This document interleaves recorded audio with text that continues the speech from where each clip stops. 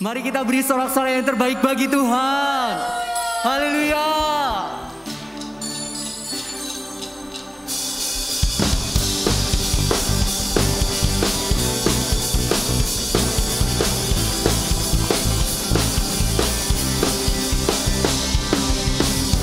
Tak pernah ku ragu, tak pernah ku bimbang saat ku putuskan mengiringmu.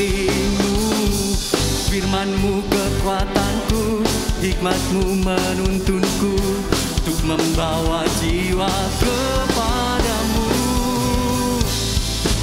Roh-Mu di dalamku,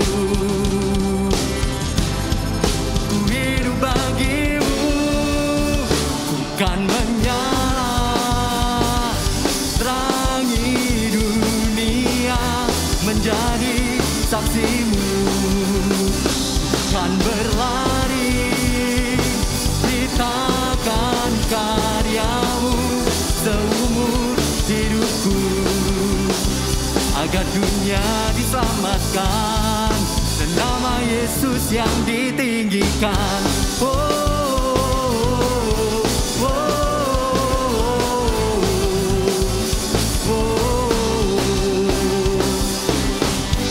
Tak pernah ku ragu, tak pernah ku bimbang saat ku putuskan mengiringmu. Firman-Mu kekuatanku, hikmat-Mu menuntunku untuk membawa jiwa kepadamu. Roh-Mu di dalamku, ku hidup bagimu, ku kan menyala, terangi dunia, menjadi saksimu. Ku kan berlari, beritakan karya-Mu seumur hidupku, agar dunia diselamatkan dan nama Yesus yang ditinggikan.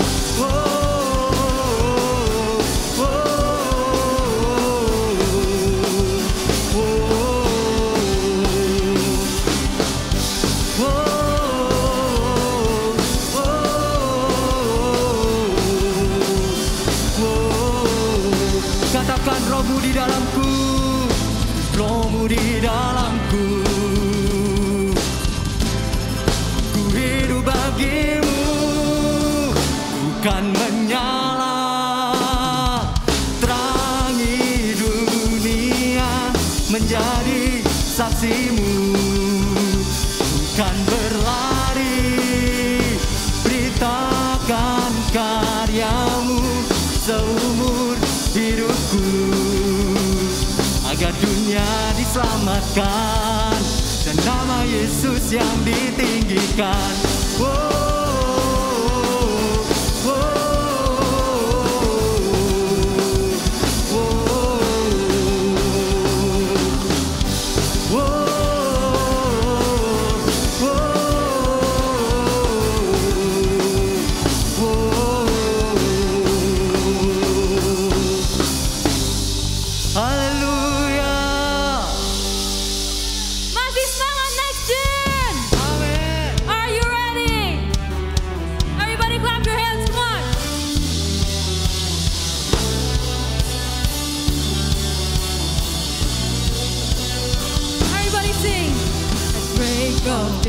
In hope we rise, we speak your name, we lift our eyes, tune our hearts to your beat.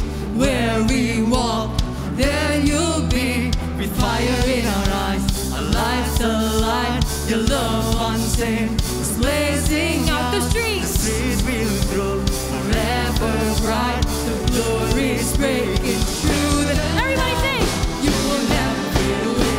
Your love is here to stay by my side in my life, shining through me every day. You will never fade away.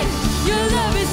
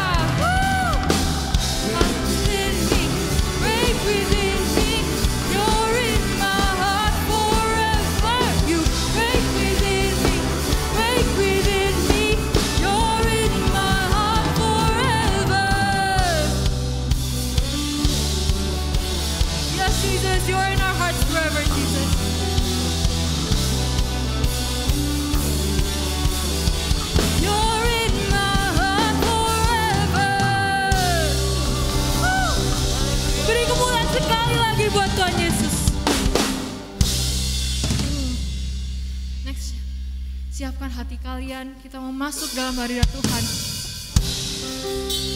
Sembah Dia, masuk dalam hadirat yang begitu manis. God loves you. Wherever you are, in what situation you're in, He loves you.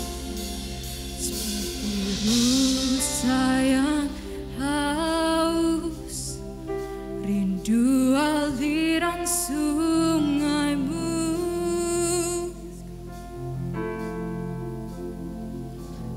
Hatiku tak tahan menunggumu.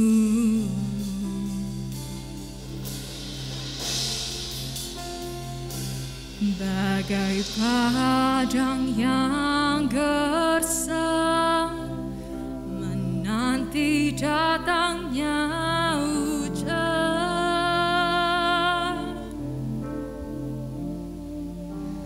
begitupun jiwaku, Tuhan.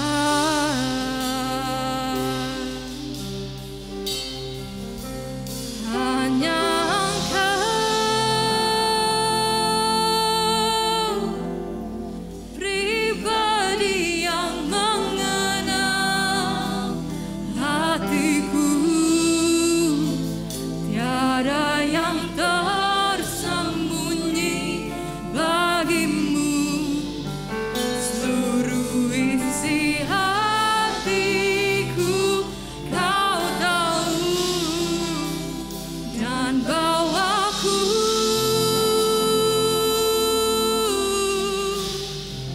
untuk lebih dekat lagi padamu,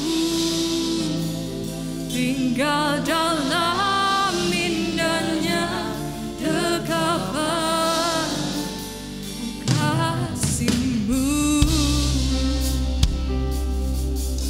You can feel your presence here, Jesus.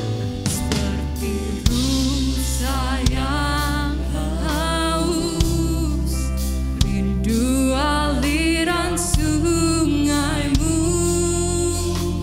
Hatiku Tuhan, hatiku tak tahan menunggumu.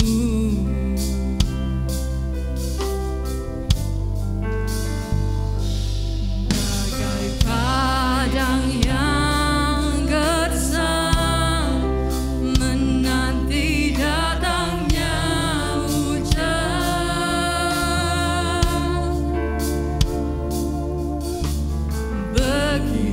begitupun jiwaku, Tuhan. Hanya Engkau,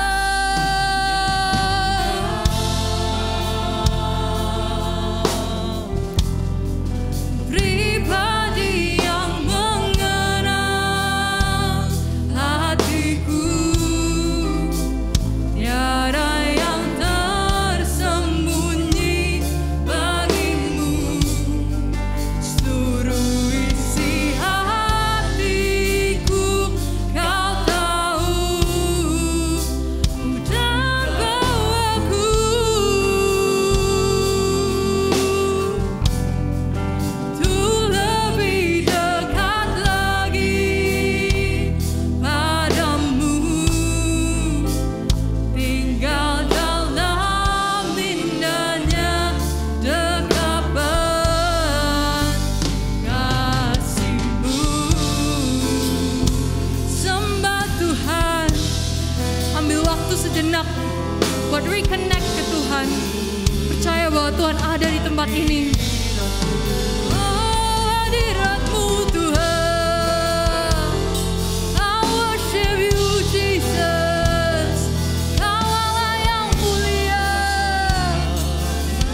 Oh, sembah Tuhan, sembah Tuhan. Kau begitu baik Tuhan.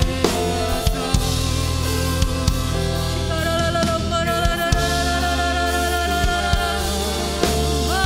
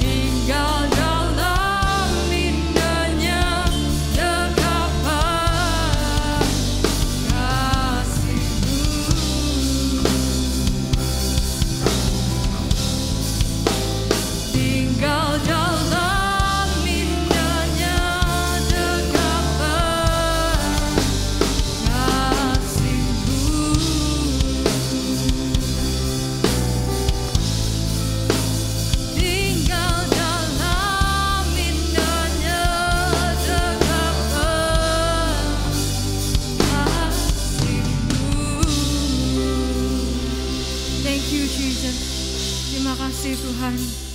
Terima kasih untuk hadirat-Mu yang begitu indah. Begitu manis Engkau menjamah kami ya Tuhan. Sebentar lagi berbicaralah Tuhan. Biarlah Engkau masuk dalam setiap hidup kami.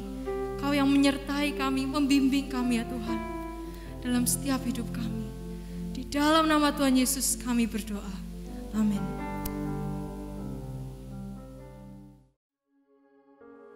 Shalom Next Gen, gimana kabar kalian? Saya percaya kalian sedang berada dalam keadaan yang baik. Saya ingin ngobrol dari hati ke hati dengan kalian. Dan sebelum itu yuk kita berdoa, kita minta sungguh-sungguh suara Tuhan, firman Tuhan yang hari ini Tuhan sampaikan buat kita semua. Baik, kita berdoa. Tuhan, kami bersyukur buat setiap kasih karunia-Mu dalam kehidupan kami. Kami tahu kami ada sebagaimana kami ada hari ini oleh karena kebaikan-Mu. Tuhan, sampaikan isi hati-Mu di tengah-tengah kami. Sampaikan isi hati-Mu untuk teman-temanku ini ya Tuhan, untuk generasi yang akan datang ini, untuk orang-orang muda ini aku berdoa biar firman Tuhan, perkataan Tuhan, hanya perkataan Tuhan saja yang mereka dengar hari ini. Biar firman Tuhan hari ini mengubah pikiran dan hati mereka, mengubah kehidupan mereka. Di dalam nama Tuhan Yesus kami berdoa. Kami siap mendengar firman-Mu, dalam nama-Mu kami berdoa. Amin, amin, amin. Dan hari ini saya ingin ngobrol dengan kalian tentang kepemimpinan. Tahukah kalian bahwa ketika Tuhan ingin melaksanakan kehendak-Nya, Tuhan seringkali membangkitkan pemimpin. Ketika Tuhan mau membebaskan orang Israel dari Mesir, apa yang Tuhan lakukan? Tuhan memanggil Musa untuk menjadi seorang pemimpin. Ketika Tuhan ingin membawa orang Israel masuk ke tanah Kanaan, apa yang Tuhan lakukan? Tuhan memanggil Yosua untuk menjadi pemimpin. Ketika Tuhan ingin membangkitkan seorang raja yang memimpin umatnya, Tuhan memanggil Saul dan Daud tentunya. Di usia mereka yang masih muda. Bukan di usia mereka, seringkali kita berpikir Tuhan hanya memanggil pemimpin-pemimpin di usia mereka yang sudah senior, sudah tua. Tetapi Tuhan memanggil orang-orang bukan hanya di usia mereka sudah tua atau sudah dewasa, sudah senior. Enggak. Tuhan memanggil pemimpin-pemimpin bahkan di usia mereka yang masih muda. Daud contohnya yang tadi kita sebutkan. Dipanggil di usia yang masih muda.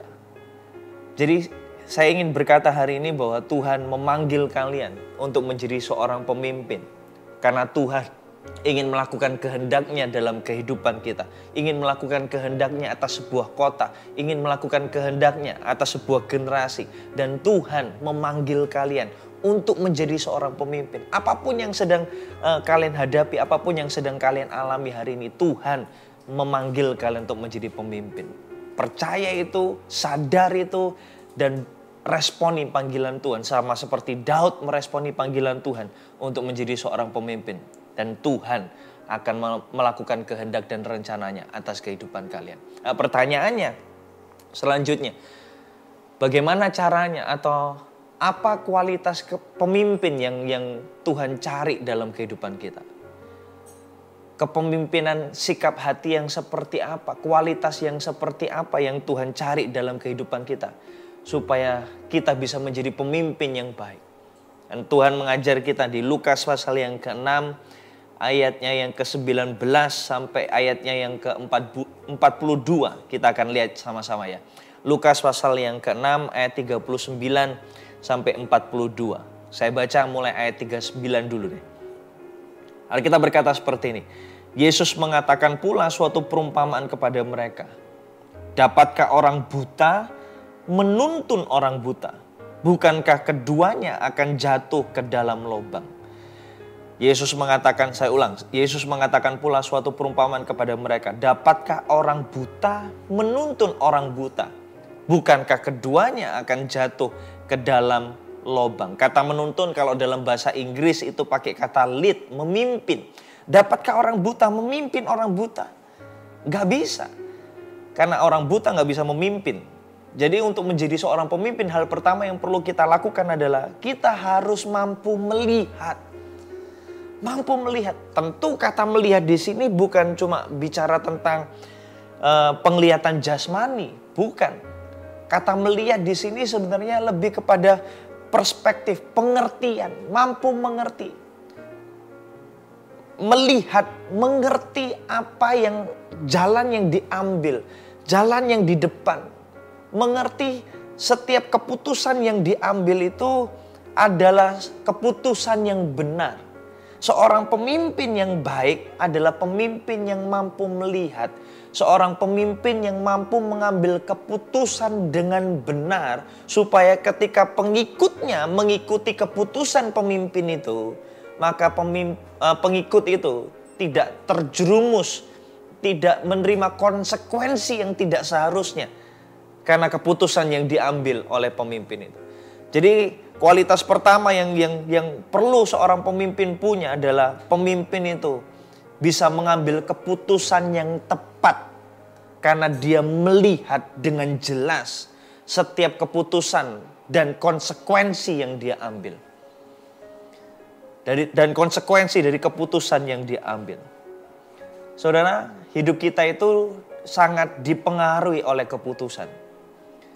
Setiap hari dalam kehidupan kita dihadapkan dengan yang namanya keputusan. Dari hari ke hari kita dihadapkan dengan yang namanya keputusan. Dari bangun tidur kita sudah dihadapkan dengan yang namanya keputusan. Hidup kita sangat ditentukan dari keputusan yang kita ambil. Masa depan kita sangat ditentukan dari keputusan yang kita ambil. Nah, semakin kita beranjak dewasa, sadar nggak sadar, keputusan kita itu sangat penting. Kenapa? Karena kita sudah dipanggil, sudah ditetapkan untuk menjadi pribadi yang bisa mengambil keputusan atas diri kita sendiri. Dulu waktu kita masih kecil, orang lain yang mengambil keputusan buat kita. Waktu kita masih usia yang sangat kecil, balita misalnya, kita mau makan apa ditentukan, betul nggak? Kita mau pergi kemana ditentukan sama orang tua kita. Kita nggak bisa memilih di mana kita tinggal. Kita nggak bisa memilih di mana kita bersekolah, betul nggak? Grafiknya itu, kalau saya boleh umpamakan grafik dengan sebuah grafik dari 0 sampai ke usia yang semakin dewasa, kita akan punya grafik yang naik. 0, usia yang dewasa, minimnya keputusan dan keputusan yang maksimal. Bayangkan ini ya, maka grafiknya akan naik. Artinya semakin kita beranjak dewasa, keputusan hidup kita semakin kita dituntut untuk membuat keputusan. Jadi mau tidak mau dalam hidup ini, kita dipanggil untuk membuat sebuah keputusan. Dan keputusan kita itu adalah keputusan yang akan menentukan arah hidup kita. Kita memang bebas memilih. Kita memang bebas untuk mengambil keputusan dalam kehidupan kita. Tapi dengar ini bebek, kita tidak pernah bebas dari konsekuensi dari keputusan yang kita ambil. Kita bebas mengambil keputusan, tapi kita tidak pernah bebas dari konsekuensi keputusan kita. Amin. Jadi karena keputusan yang kita ambil itu ada konsekuensinya. Keputusan yang kita ambil itu selalu ada efek sampingnya. Entah itu baik, entah itu buruk. Jadi orang yang melihat adalah orang yang bisa melihat konsekuensi dari keputusan yang dia ambil. Saya ulang ya. Jadi definisi orang yang melihat yang Yesus maksud itu adalah ketika orang itu sebelum mengambil keputusan, dia bisa melihat ada konsekuensi dari keputusan itu. Dan kalau konsekuensinya buruk, orang yang melihat itu akan membatalkan, akan tidak berjalan terus. Ketika orang yang melihat lubang, dia nggak akan jalan terus. Karena dia tahu kalau dia memutuskan jalan terus, konsekuensinya adalah dia akan jatuh ke lubang itu. Dia akan berkata stop, kita nggak akan jalan lurus, kita akan memutar balik. Karena jalan di depan ada lubang. Jalan di depan ada bahaya. Ada konsekuensi yang tidak seharusnya kita harus alami.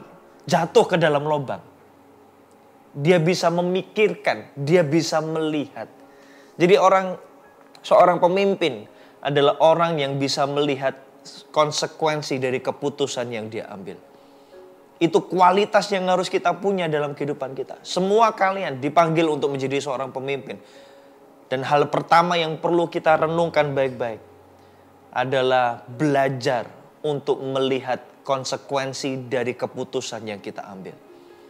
Selagi kalian muda, jangan hidup dengan buta, jangan hidup dengan pengertian sendiri, menutup diri. Seringkali saya dengar orang muda berkata seperti ini, pokoknya aku maunya ini. Kata pokoknya itu tidak boleh ada dalam hidup kita. Pikirkan baik-baik setiap konsekuensi dari keputusan yang kita ambil. Karena jangan sampai kita itu menjadi pribadi yang penuh dengan penyesalan. Jadi orang yang selalu menyesal dalam kehidupan kita. Karena kita jarang berpikir, jarang mengambil waktu untuk melihat dengan seksama. Kita seperti pakai kacamata kuda yang kalau sudah mau sesuatu kita harus dapatkan itu. Padahal kita punya pengertian, kalau kita punya sikap hati yang benar, kita bisa melihat sekeliling. Dan kita bisa melihat ternyata keputusan yang kita ambil ada konsekuensi buruk. Ada konsekuensi yang tidak seharusnya kita alami. Jatuh ke dalam lubang. Kalian dipanggil untuk menjadi seorang pemimpin. Dan kalian dipanggil untuk bisa melihat konsekuensi dari keputusan yang kalian ambil. Amin. Kalau ada konsekuensi yang tidak seharusnya kalian terima, beranilah untuk berhenti. Kalau kalian bisa melihat konsekuensi yang buruk dari keputusan yang kalian ambil, kalau kalian tahu itu buruk, beranilah untuk berhenti. Seorang pemimpin yang baik, seorang pemimpin yang berkualitas, itu bisa berhenti. Makanya mobil itu diperlengkapi bukan hanya dengan gas saja. Mobil itu dikasih rem. Karena sekencang apapun mobil itu kalau nggak ada remnya, kalian nggak akan pernah mau beli. Iya kan? Karena mobil yang nggak ada remnya itu nggak akan pernah laku secanggih apapun fiturnya. Hal utama yang perlu mobil itu punya itu selain gas, yaitu rem. Dalam hidup ini kita perlu berani mengambil keputusan untuk berhenti. Tahukah kalian bahwa kadang-kadang Tuhan itu memberikan rasa sakit untuk memberikan alarm, untuk memberikan sinyal kepada kita supaya kita itu berhenti. Rasa sakit tidak diberikan Tuhan supaya kita menderita, enggak. Rasa sakit diberikan Tuhan supaya itu memberi sinyal kepada kita. Jangan teruskan. Jangan lakukan, jangan lanjutkan apa yang kamu lakukan sekarang. Karena kamu akan menderita lebih. Umpamanya saya punya paku sekarang di depan saya. Imajinasikan saya. Seandainya saya mencucukkan tangan saya sedikit ke paku itu. Apa yang terjadi? Rasa sakit timbul. Di tangan saya akan timbul rasa sakit. Rasa sakit itu akan memberi sinyal kepada otak saya untuk saya berhenti. Jangan teruskan. Betapa bodohnya saya kalau setelah timbul rasa sakit itu, keputusan saya selanjutnya adalah saya tancapkan tangan saya ke paku itu. Itu namanya saya sudah kehilangan akal sehat saya. Rasa sakit itu memberi sinyal kepada otak saya. Dan otak saya akan mengambil keputusan ke seluruh anggota tubuh saya, ke tangan saya, untuk berhenti. Untuk berhenti, stop. Jangan lanjutkan, jangan lakukan lagi. Jangan tancapkan lagi, karena ini paku membahayakan kamu. Seringkali dalam hidup ini, Tuhan kasih sinyal. Entah itu kesedihan, entah itu perasaan bersalah. Ketika kalian melakukan sesuatu, kalian merasa bersalah. Itu sinyal dari Tuhan. Jangan teruskan. Jangan lanjutkan. Karena kalau jalan itu kalian lanjutkan, ujungnya adalah maut. Ujungnya adalah penderitaan. Tuhan kasih sinyal-sinyal seperti itu dalam hidup kita. Rasa sakit di hati kita, di tubuh kita. Jangan jalan terus, jangan jadi orang buta yang terus kekeh dengan jalan kita. Beranilah untuk berhenti dan memutar jalan. Itu kualitas seorang pemimpin. Rasa sakit yang Tuhan berikan dalam kehidupan kita, itu sinyal untuk kita berhenti. Kalau kita ngomong rasa sakit, sekali lagi, itu bukan hanya soal apa yang kita rasakan secara fisik. Itu bisa timbul di hati kita, rasa sakit di hati. Jangan lanjutkan keputusan itu. Amin. Tapi rasa sakit ini tidak harus kita alami sendiri loh. Untuk mendapatkan sebuah pengertian, untuk mendapatkan sebuah hikmat, itu nggak harus kita mengalami rasa sakitnya sendiri. Saya nggak perlu tahu bahwa menancapkan tangan ke paku itu hal fatal. Saya nggak perlu coba. Betul nggak? Saya nggak perlu coba. Kenapa? Karena ada orang lain yang sudah terlebih dahulu mencobanya dan ternyata sakit, maka saya nggak perlu coba.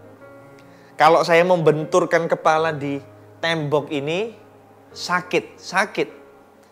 Tapi saya nggak perlu membenturkan kepala ke tembok karena saya tahu ada orang lain dulu pernah mengalaminya, membenturkan kepala di tembok dan mengalami sakit. Jadi untuk melihat, saudara nggak perlu mengalaminya dulu. Saudara bisa belajar dari kehidupan orang lain yang sudah pernah mengalami. Tadi kita belajar yang pertama, orang yang melihat itu pernah ngalami, lalu ada rasa sakit, lalu mereka berhenti. Tapi nggak harus seperti itu, saudara. Ada orang lain yang pernah mengalaminya dan kita bisa belajar dari kehidupan mereka. Untuk melihat, untuk mengambil keputusan yang benar dalam kehidupan kita. Kita tidak harus terluka. Kita bisa belajar dari kehidupan orang lain. Makanya jadi pemimpin yang baik adalah pemimpin yang mau mendengarkan nasihat orang lain. Pemimpin yang baik adalah pemimpin yang mau mengerti apa yang jadi pengalaman kehidupan orang lain. Kalau kalian mau jadi pemimpin yang hebat, belajarlah untuk mendengar, bukan hanya berbicara. Amin. Karena waktu kalian mendengar, kalian bisa tahu apa yang dialami orang itu, pelajaran apa yang dialami orang itu, dan kalian terbebas dari mengalami rasa sakitnya sendiri. Amin. Amin. Dan saya berdoa kalian pemimpin yang bisa melihat, pemimpin yang bisa melihat konsekuensi dari keputusan yang kalian ambil. Bukan hanya kalian mengalaminya sendiri, tapi kalian bisa belajar dari orang lain, dari orang tua kalian misalnya. Dengarkan orang tua kalian. Jangan pernah berpikir, jangan pernah berkata bahwa orang tuaku kan beda zaman sama aku. Orang tuaku kan gak gaul. Dengar ini baik-baik ya. Kalau kalian lihat buah durian, betul? Kalian lihat buah durian. Kalian makan durinya enggak? Ini pertanyaan konyol sebenarnya. Pasti enggak. Apa yang kalian lakukan? Saya enggak pernah makan durian karena saya benci durian. Tapi anggaplah saya suka durian. Kalau saya makan durian, saya enggak mungkin makan durinya juga. Apa yang saya lakukan? Saya belah. Saya pecah durinya.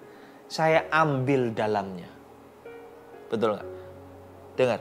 Kadang-kadang nasihat orang tua kita, nasihat orang lain, kritikan orang lain itu seringkali seperti buah durian itu loh. Sakit di permukaannya. Tapi jangan ambil permukaannya. Punyai hikmat untuk belah nasihat itu. Ambil intinya, ambil yang baik dalam hidupmu. Dan buang yang salah, buang yang menyakitkan itu.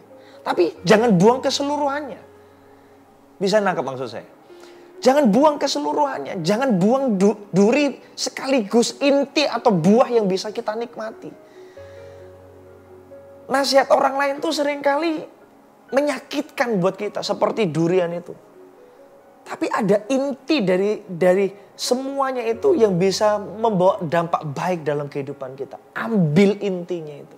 Jangan kecewa ketika orang tua kalian memberi durian, nasihat seperti durian itu. Jangan kecewa. Dengar dulu. Jangan marah. Loh, aku kok dikasih durian? Ini buah apa ini? Jangan marah dulu. Kan ada maksud baik di balik itu semua. Orang tua kalian gak akan mencelakakan kalian, percaya saya. Orang yang sayang kalian tidak akan membuat kalian menderita, percaya saya. Mereka hanya ingin membawa sesuatu yang baik dalam hidupmu. Dengar. Buang durinya, ambil intinya. Supaya kalian tidak perlu mengalami rasa sakit. Karena orang tua kalian sudah pernah mengalami rasa sakit itu. Amin, amin. Ambil keputusan yang benar dalam hidupmu. Supaya hidupmu tidak harus mengalami konsekuensi yang buruk. Orang yang melihat adalah orang yang berani berhenti ketika dia mengalami rasa sakit. Orang yang melihat adalah orang yang berani mendengar nasihat orang lain. Sekalipun itu menyakitkan buat dia, dia bisa belah dan buang yang menyakitkan. Dia ambil inti atau nasihat yang terbaik buat hidupnya. Amin. Saya berdoa kalian pribadi, kalian orang-orang muda yang bisa melihat dengan jelas dalam hidupmu. Amin. Amin. Ayat 40 berkata seperti ini. Ayat 40. Seorang murid tidak lebih daripada gurunya, tetapi barang siapa yang telah tamat pelajarannya akan sama dengan gurunya. Seorang pemimpin merupakan standar bagi orang-orang yang dipimpinnya. Dia merupakan standar. Dikatakan di situ seorang murid tidak bisa lebih tinggi dari gurunya. Nggak bisa. Maksimal sama dengan gurunya. Jadi guru ini, pemimpin ini adalah standar dari orang-orang yang dipimpinnya. Kalau pemimpin ini nggak mau jadi halangan, kalau pemimpin ini nggak mau jadi sebuah batas yang akhirnya menghalangi orang-orang yang dipimpinnya bertumbuh, apa yang harus dilakukan? Pemimpin ini harus terus bertumbuh. Pemimpin ini harus terus bertumbuh supaya orang-orang yang dipimpinnya ini bisa bertumbuh lebih lagi juga tanpa batas. Karena pemimpin dikatakan adalah ceiling, adalah atap dari orang-orang yang dipimpinnya. Jadi kualitas yang Tuhan mau ketika Tuhan memanggil kita menjadi pemimpin. Yang pertama tadi, Tuhan memanggil kita supaya kita bisa melihat konsekuensi dari apa yang kita ambil, keputusan yang kita ambil. Yang kedua, kita jadi pemimpin yang terus bertumbuh. Pemimpin yang terus belajar.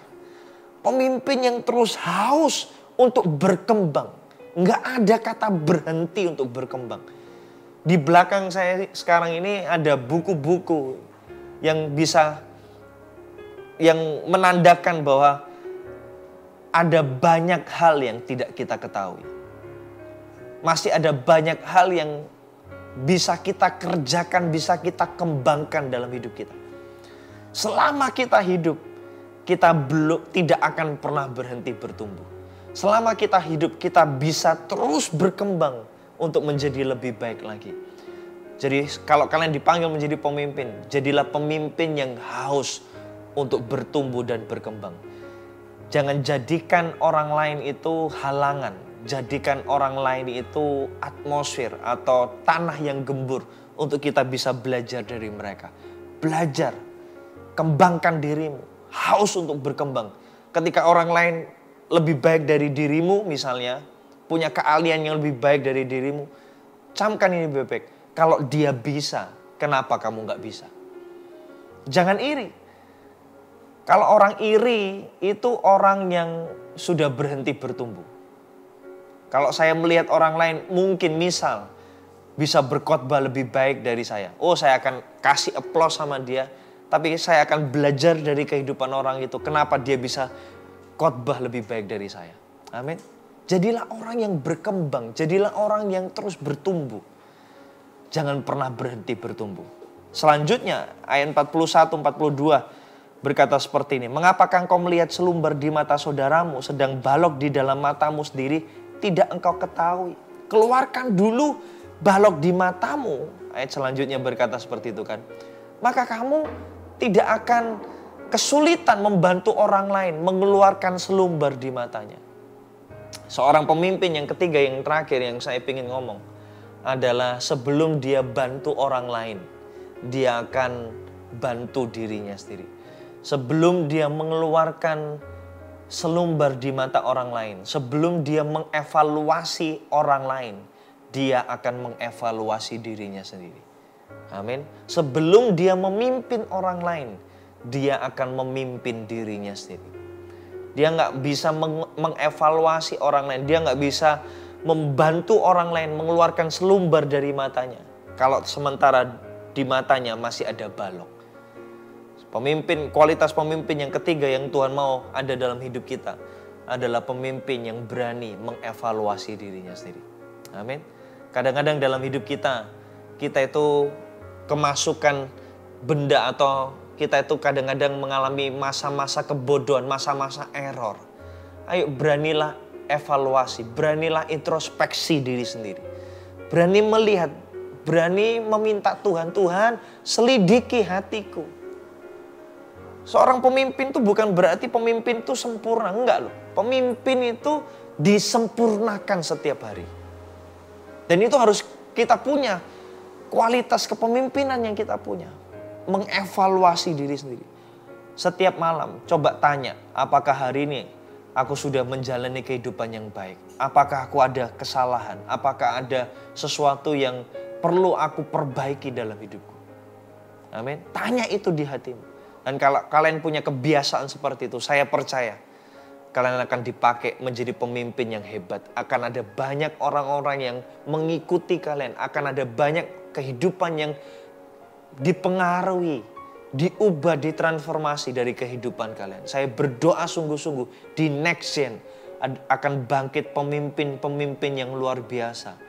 Pemimpin-pemimpin yang melihat dan bukan pemimpin yang buta. Pemimpin-pemimpin yang terus bertumbuh, berkembang, haus untuk bertumbuh.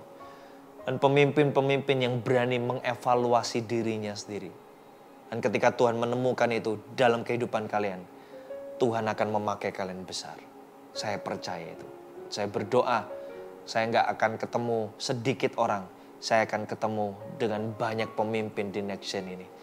Karena Tuhan ingin melakukan sesuatu yang besar di generasi kita, di generasi kalian, di generasi next gen yang akan datang. Amin. Tuhan Yesus memberkati kalian. Izinkan saya berdoa buat kalian. Tuhan, hamba-Mu sudah selesai, tapi Engkau belum selesai berbicara buat kehidupan mereka. Hamba-Mu minta, bangkitkan orang-orang muda ini ya Tuhan. Bangkitkan pemimpin-pemimpin baru ini ya Tuhan. Generasi baru yang akan memimpin, bahkan bukan hanya kota, bahkan bukan hanya sebuah lingkup pekerjaan saja, tapi akan memimpin bangsa dan negara ini. Jadikan mereka pemimpin yang melihat, mampu melihat konsekuensi dari keputusan yang mereka ambil. Jadikan mereka pemimpin yang terus bertumbuh, terus berkembang, haus untuk menjadi lebih baik lagi dalam kehidupan mereka. Jadikan mereka juga pemimpin yang berani mengevaluasi dirinya sendiri. Berani untuk mengeluarkan balok, berani untuk mengakui ternyata di mataku ada balok. Di mataku ternyata ada sesuatu dan mereka berani untuk mengeluarkannya. Tuhan, aku berdoa, bangkitkan pemimpin-pemimpin ini. Pemimpin-pemimpin yang rendah hati, tapi pemimpin yang berdampak di kehidupan mereka. Terima kasih ya Tuhan, menyerahkan mereka dalam tangan-Mu. Di dalam nama Tuhan Yesus hamba-Mu berdoa. Amin, amin, dan amin. God bless you. Dan hari ini saya tahu bahwa next gen adalah pekerjaan yang besar. Generasi ini butuh kakak-kakak. Generasi ini butuh pemimpin-pemimpin yang kudus dan disertai Tuhan.